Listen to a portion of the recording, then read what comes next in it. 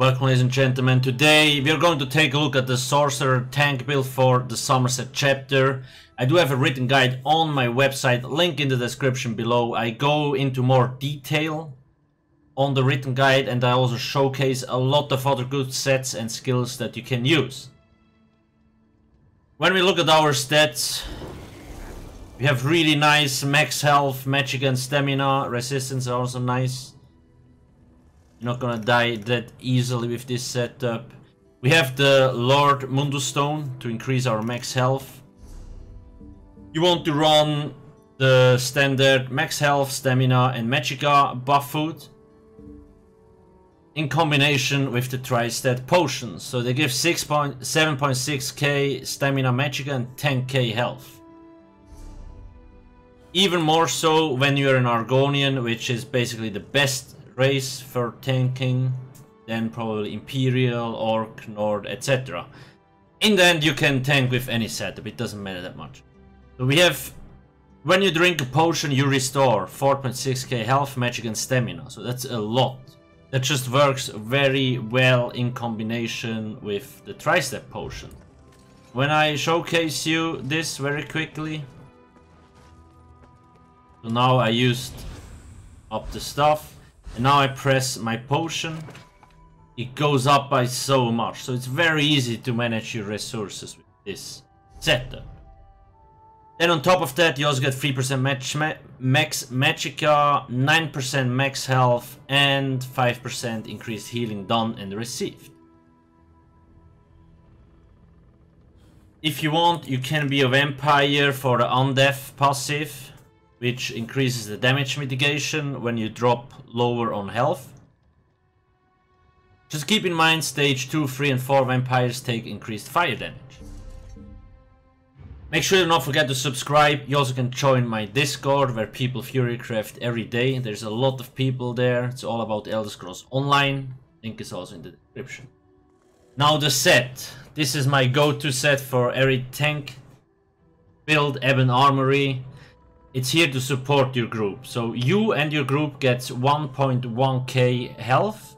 This doesn't sound like a lot, but it can help because a lot of damage dealers run around with 16k health and that's just not enough.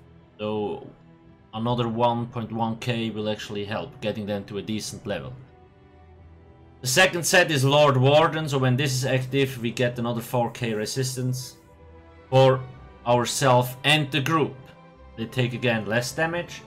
The last set I'm using on this setup is Plague Doctor. It's just a lot of health. The reason why this is actually important to stack a lot of health is because, for example, this pet, it scales of max health. And it's just in general, our resources, we have so much, so it will be very hard to actually kill us.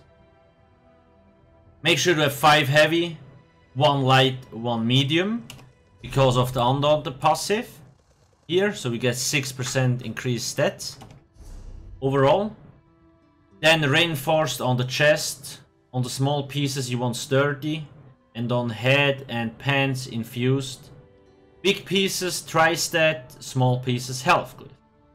Now weapons, both infused, shield as well, here tri-stat enchant, and then here a crusher enchant and a weakening.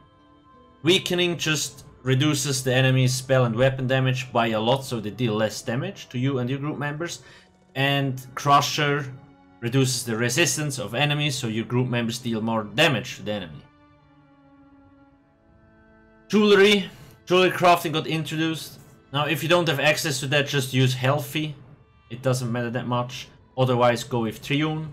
I also do showcase a triple infused potion cooldown setup on the website. I chose to not run this on this setup. It would be best for sustain, but it will be very expensive to drink those potions every 21 seconds. Most people cannot afford that. So I went with Triune, 2 shield play enchants and 1 reduced spell cost enchantment. In the end, you need to decide how much of those you need. That's it about the gear setup. Again, you could run Alcast instead of Plague Doctor if you want. Champion points. 56, 22, 9, then 43 here, 40, 81. You need a lot of points in Shadow Ward, it's very important. Reduces the cost of block. Then 75 Blessed, 15 Erosion, 47, 73. We have this because of Tactician. You set the enemy off balanced. The enemy's set off balanced does 10% more damage, and you get twice the resources back from heavy attacks. 66 Ironclad, 6 Spell Shield, 48, 49, 49, and 32. I do have a 300 CP setup on my website as well, and obviously I also listed up this one. Passives, you need all class passives, you need the one hand and shield passives, heavy armor, then the first two medium, first two light, Vampire the Undeath. Fighter's Guild, you only need Banish the Wicked. Mage's Guild, get all of them. Suchik, if you have access to it, go for it, use them. You could use Deep Thoughts instead of Spell Symmetry, but I actually like Spell Symmetry and Dark Deal a lot. I will get to that later. Undaunted Passives, obviously the racial passives, and Alchemy Medicinal use passive. So we actually, if you don't have that, your potions will only last like 35 seconds or something like that. But with that passive, you can keep them up 100%. Now skills. There's a few options in terms of skills you have. Now here, Bone Surge. This is a stamina ability called Stamina. Whirlwind of Bones, gaining a damage shield that absorbs 30% of your max health. We have a lot of health, so this shield is pretty big. And then an ally can activate the Spinal Surge synergy, granting the ally and up to 3 other friendly targets near them a damage shield that absorbs 100% of their max health. And Major Vitality, increasing their healing received by 30%. So this gives us access to Major Vitality. And when somebody activates the synergy, we get huge shield. Like basically a 46k shield, so to say. And your group members, if they have like 20k health, they will get a 20k shield and so on. Dark Deal. Now, before I forget it, you could also run Empowered Ward here if you want. You can support your group members with minor intellect. The shield will just be smaller. But it costs Magicka, this stamina. So play around, use whatever you like more. Empowered Ward also puts a shield on your pet. Bone Surge does not. Dark Deal. So you trade, you use up Magicka and you get health and stamina. So when I again go down on stamina, I use Dark Deal. You see, it goes up really fast. Now, careful. While you're using this, you drop block for half a second. You see, this is the block sign. Goes away for like half a second, a second. With Spell Symmetry, you don't have the problem. You can block cast this. And obviously it also heals for 10k, so it's very nice. Pierce Armor, this is your taunt. Spell Symmetry. You trade health, 6k health, and you get 3k Magicka. Now it also reduces the cost of your next ability by 28%. And very, very important, the exchange reduces your healing down and damage shield strength by 50%. If you cast this the next 4 seconds, your healing and shields will be cut in half. Now, if a healer heals you, it's still the same healing as before. It's just the healing you put out, or the shields you use, are affected by this. But with this, here we get Magicka, here we get health and stamina. So we can spam this all day. Here we get Magicka and with this stamina. Just again, one can be block cast, the other one not. Unstable Clown Fear heals you for 35% of your max health. If it crits, it heals for over 40k, no joke. Non-crits like 25k, especially if you have Vitality up. Pet sometimes dies, but you can recast it fairly fast. So yeah, just need to find the right time to actually recast it. You could also use the Twilight Matriarch, because this only heals you and the Clown Fear, and this actually heals you and the group members, but the heal will be a lot lower. You also see this costs 6.6k, this costs 3k. Now when we use Spell Sim, the cost goes down to 4.6k, but the healing is reduced into half. However, even with this 50% heal reduction, you still get like 12 to 15k heals from the pet. If you want, I mean, you can spam this, then again the heal, it doesn't matter. You always will have full Magicka.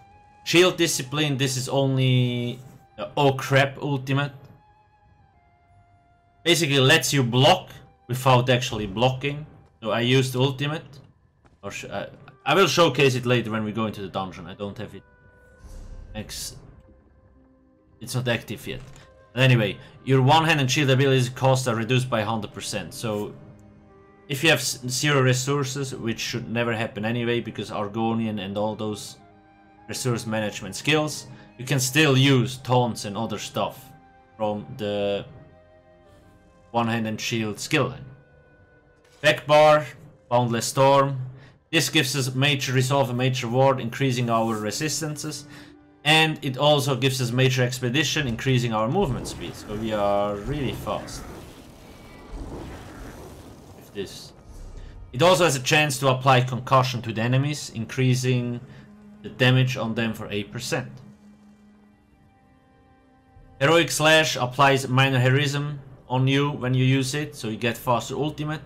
And it also applies minor maim on the enemy, so it reduces their damage. Silver Leash, this is your chain, costs stamina, so careful. This skill got changed, so now it's actually really cool. Inner Rage, range taunt, and then again the pet, it needs to be slotted on both bars. Aggressive Horn, because we are a Sorc, usually this costs 250, but Sorcs have really nice passives. The Power Stone, 15% ultimate cost reduction, so this is a lot cheaper.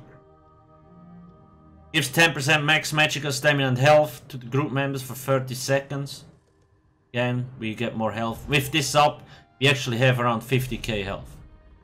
Then it also applies Major Force to your group members, so they do more critical damage. This is one setup. If you want, for example, you could also slot the Bound Aegis.